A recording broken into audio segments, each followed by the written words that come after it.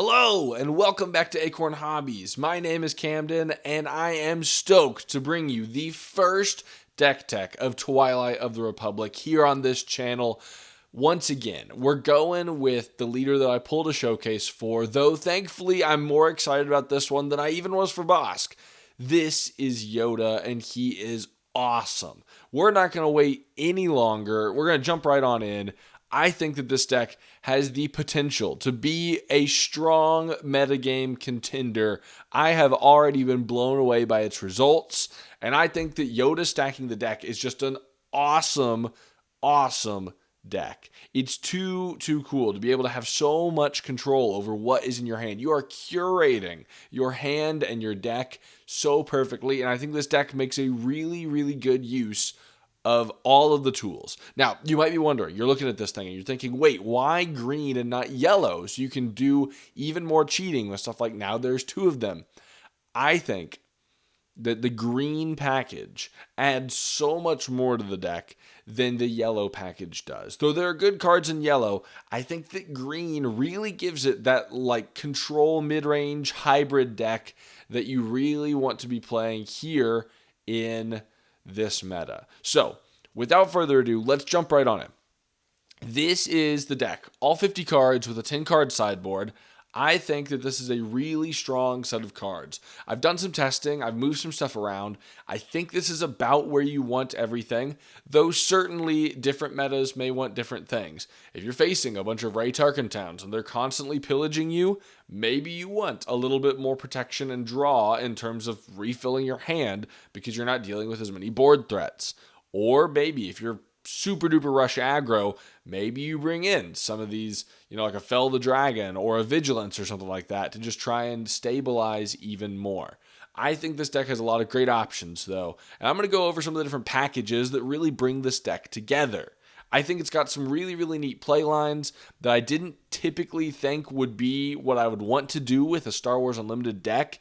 I often think of Star Wars Unlimited as a game of tempo, so it feels weird when I'm spending an action, a turn, doing something that is not building tempo and instead setting myself up for the future. It feels like this isn't a combo deck, but you're definitely able to pull off some neat combos with its cards. So, these are the two deck stackers. They are the cards that allow you to constantly know what is showing up on the top of your deck. Yoda Sensing Darkness is a new leader. He is a heroic vigilance leader, and he has the action to exhaust him. And if a unit left play this phase, not just a friendly unit, this could be an enemy unit, then you draw a card. Then you put a card from your hand on the top or bottom of your deck. This means that you have a free filter effect as long as a unit leaves play, which is pretty common. That's why I think that Yoda is so strong. He flips on 7 as a 4/9, and we'll get to that leader unit side a little later, but I think that this leader side is awesome. I love the filtering, and I love how he's able to filter bad cards to the bottom of your deck too. It allows you to play a game that really lets you tailor your hand to the exact situation that you want, which is awesome because R2-D2 does the same thing. 1 cost 1/4 from Spark of Rebellion. You look at the top card of your deck, you can put it on the bottom of your deck. That means that you are able to know what's on top or bottom of your deck at all times between R2-D2 and Yoda. A great turn 1 play is just to drop R2 and then have something that lets you continually stack your deck. I think it's too cool to have these two together. It feels like in Season 6 of the Clone Wars when these two go on an adventure together. It really feels so strong. But why do you care about stacking your deck? Why is this such a strong effect? Well, that's because there are great cards that work with that. There are 6 of them included into this deck, and I think that all of them are amazing options. So let's walk through each one of them and why I think that they are worth running this deck and this iteration specifically.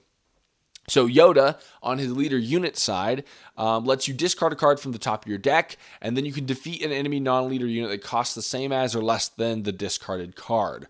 Yoda flipping on 7 and having an effect that can be even stronger than like a takedown or a Fell the Dragon. Like it has only the restriction of getting rid of a unit that costs the same as or less than can be awesome because what you can do with Yoda is you can take care of your opponent's board, then anything that they play on that 7 resource turn, you're able to stack the deck, flip the top, and then boom, you take down whatever they've got. And you've got some great options to take down anything that costs 8 or less in this deck. You're able to curate your hand by the time that you get 7 resources, that you should be able to use Yoda's leader side to stack the top of your deck, put the greatest card for that situation there. Sometimes you don't want to get rid of this high cost card because you just need to get rid of like a 4 or 5 drop.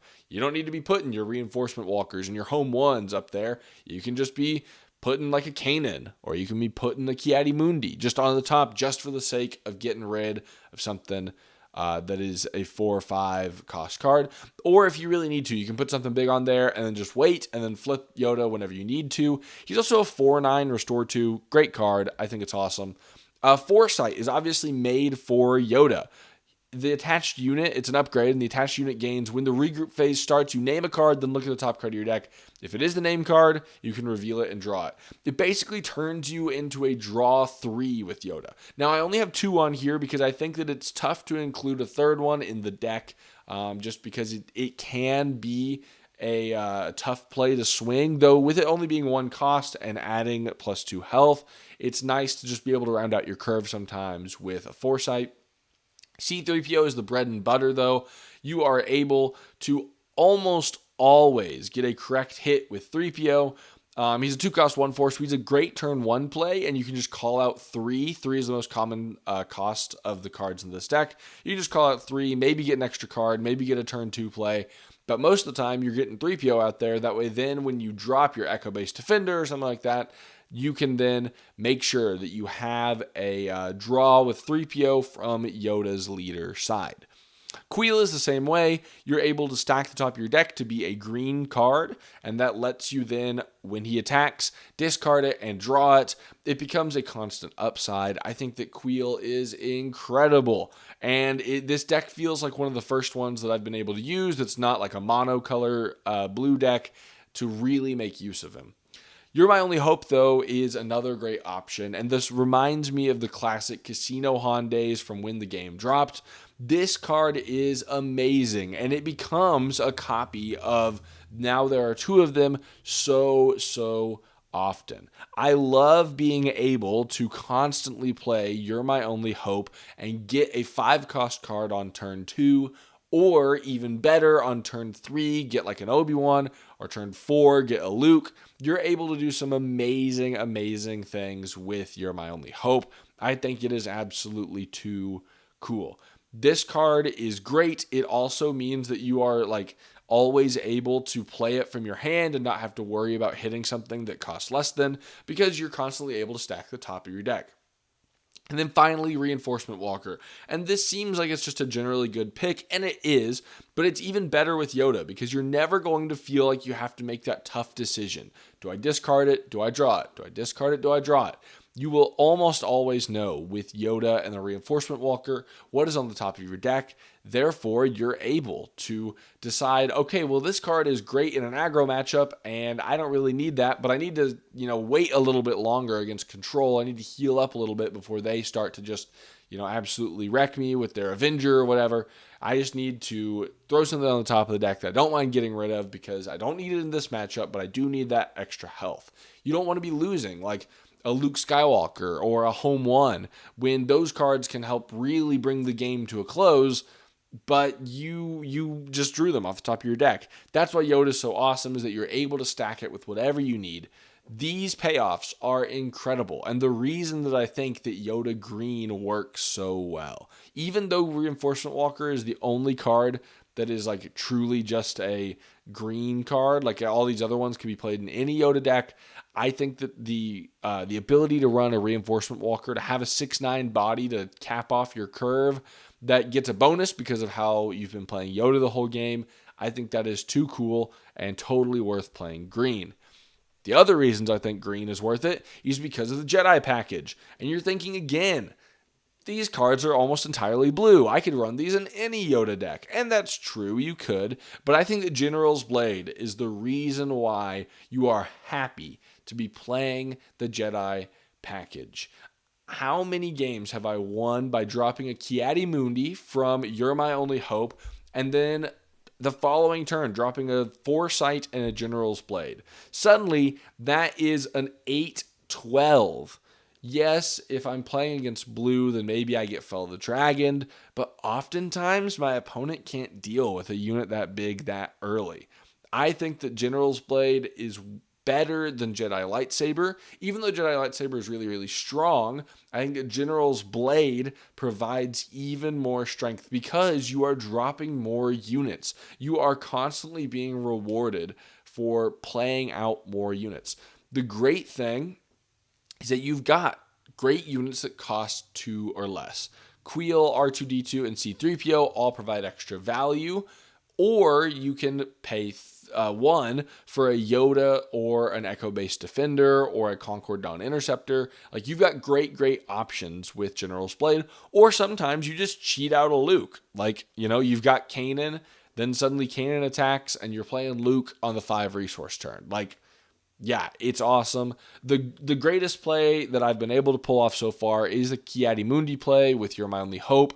You're able to just drop Luke really consistently on the 5 resource turn. I think that's too cool. And then the Forces with Me provide so much great tempo, especially because so many of these units are providing a really strong effect. Kanan is able to heal you. Yoda is able to heal you.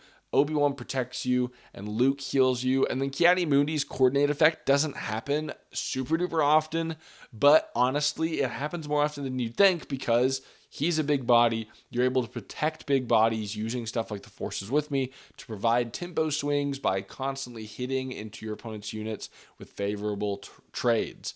The other great thing is that the Forces with Me spots these units, and all of these units have bigger butts than they do attack. So you're able to constantly keep them around, therefore allowing the Forces with Me to buff up like an Echo-based Defender or a Queel or something like that. It's pretty awesome. I think that this card is finally finding like a normal metagame home here in a deck like this that's this Force-based mid-range deck. This is the package, though, that is the good stuff. This is kind of the remainder of the deck. It allows you to run all the really cool cards because you have these cards in there to provide support. You'll notice that 3 of them are just Sentinel cards. They're just generally good Sentinel cards. Echo-based Defender remains a staple. Concord Dawn Interceptors and Bright Hope just really protect you in space. The problem with this deck is that sometimes a super heavy space deck can just start overrunning you. That's why we've got Concord Dawn Interceptors and Bright Hope. You are able to use stuff like Yoda to take down that sort of thing, but that can often be too little too late, so you really want something to just gum up that area. And you can also pull them off of U-Wing Reinforcement, which I think is really awesome. You're able to pull a Bright Hope and a Concord Dawn Interceptor and just get awesome value.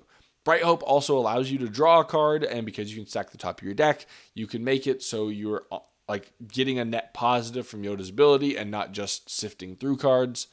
Resupply helps you get to Yoda's flip turn. That's really the only reason it's there, is that sometimes you just need to have that sort of tempo to drop a 4/9 with Restore 2, and I think that's totally worth it.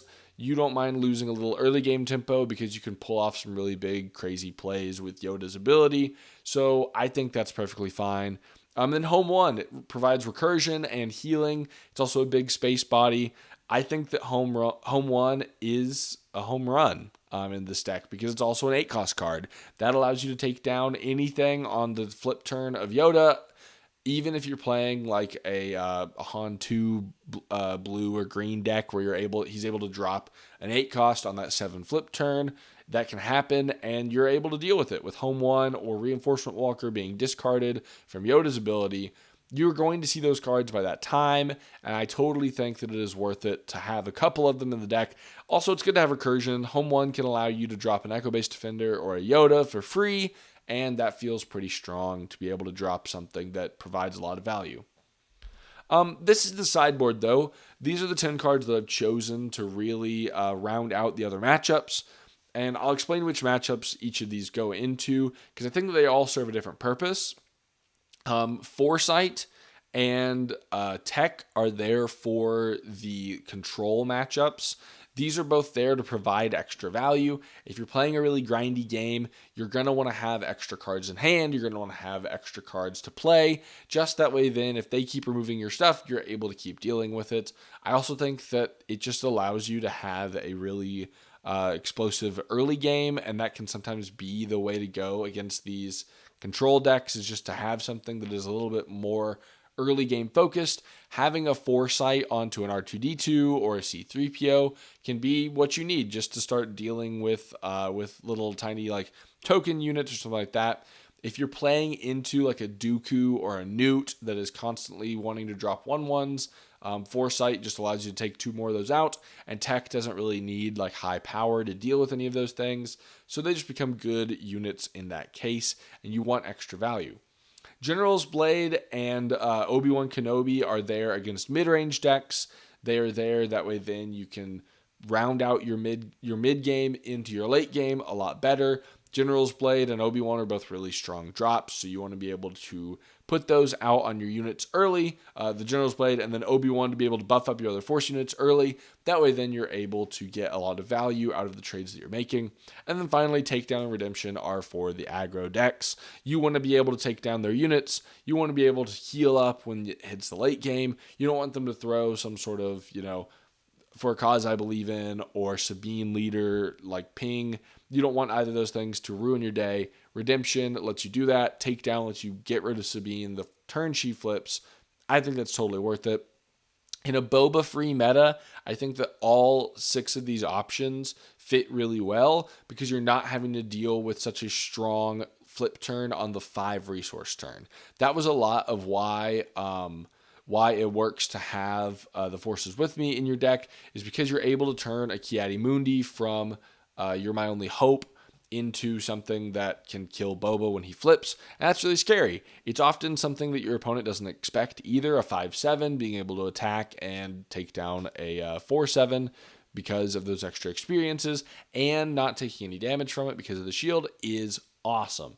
So it doesn't happen very often. Like, that's not always the perfect play, but you're able to pull it off more than you would expect, especially if they're taking in these new token cards, because R2 and 3PO and Queel are able to take those out really, really easily. So I think the sideboard is a strong one. I totally think that these cards could shift as the metagame shifts. We'll see as more and more decks start popping up in a post-Boba world, but at least right now, these 6 cards are what I've chosen to be in there for time being.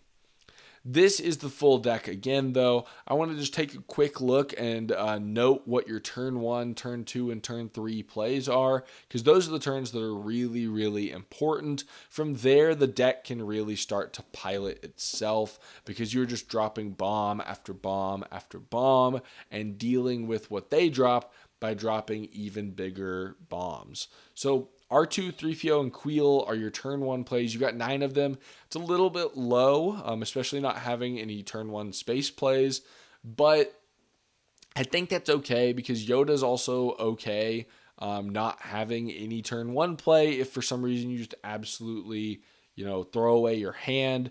If you're able to drop an Echo-based Defender or Conquer Dawn Interceptor the following turn, or even a resupply if you really need to, that can get you where you need to go.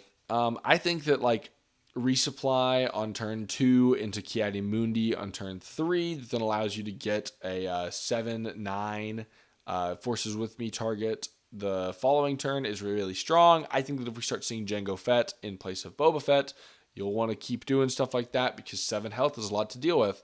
Otherwise, I don't mind to just drop like an Echo-based Defender into a Kanan, into Forces With Me, or something like that.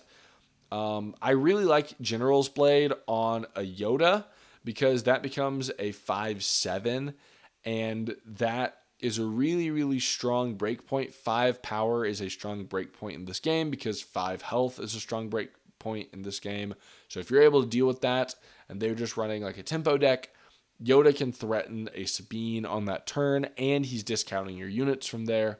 It feels really strong to be able to do that, and you're constantly able to find your General's Blades early because of Yoda Leader's ability. The reason I've got Energy Conversion Lab rather than the 30 health base or Droid Manufactory, I guess if you really wanted to run that, That's because I think that Kanan and the Echo-based Defender are two really strong targets for ECL. Obviously, like Ki-Adi-Mundi and Obi-Wan can do that as well, but Kanan and the Echo-based Defender both have 4 power, and that allows you to swing into a lot of those early game plays, especially Kanan because he's able to then heal you as he's doing that as well. Maybe as time goes on, I will shift away from ECL, but as of right now, I think the ECL is the move. Maybe after a bunch more games and that 5 health becomes really influential, whereas the, ambush doesn't, that might be what I end up seeing. But as of right now, I think that's where I'm at. I think that from there, you're able to stack your deck. That way then your My Only Hope hits a lot more often. You're able to stack your deck. That way then Queel and 3PO are getting you more cards. I mean, the amount of games that I've finished with 10 or more cards in hand is so high. And that's with a card or two played every single turn, including the early turns where I'm resourcing a card and playing a card. Like, it is nuts how much you draw with this deck and how much you're able to keep those draws with stuff like Foresight and C3PO, allowing you to sift through your deck and continually draw even more cards.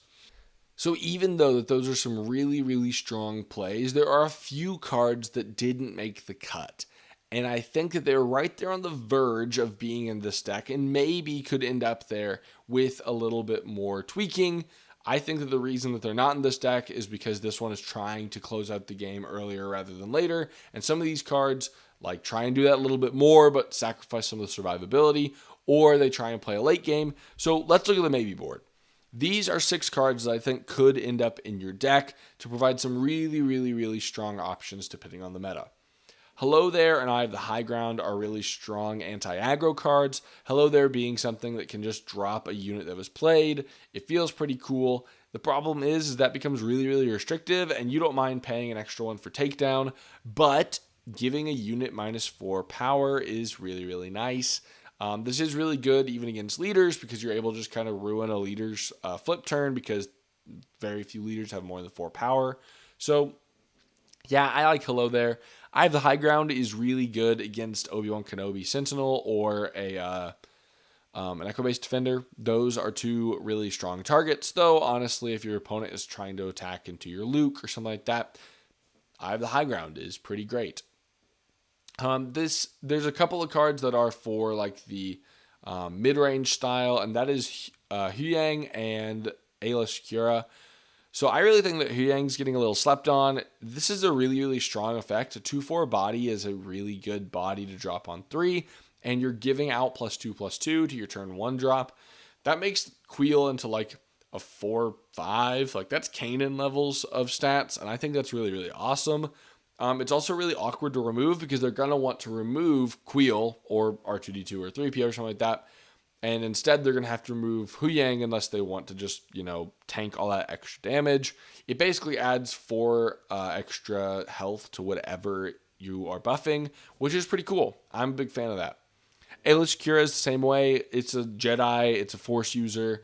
I just think that constantly she's going to end up being a blank text box. She's really strong with ECL. That's part of why she's here in the maybe board. But when I've tested with her, I haven't hit coordinate as well as I would like on that 5 resource turn. So we'll see if maybe she ends up there as the meta slows down or something like that. But for right now, I don't think she's there. Satine and the Zilla Beast are both cards that are going for the control matchup. If you're running into a bunch of super hard control decks, Satine is awesome because you have a lot of cards that have higher health than they do power. This allows you to really take advantage of her effect. You're not a mill deck, though, and I think that you would have to alter the deck a little too much to get there. You're also missing out on some of the double blue cards that are really good with Satine, like Duchess's Champion. So, I don't know. I like Satine. She's not my favorite, though. But Zilla Beast is one that I just need to play more with.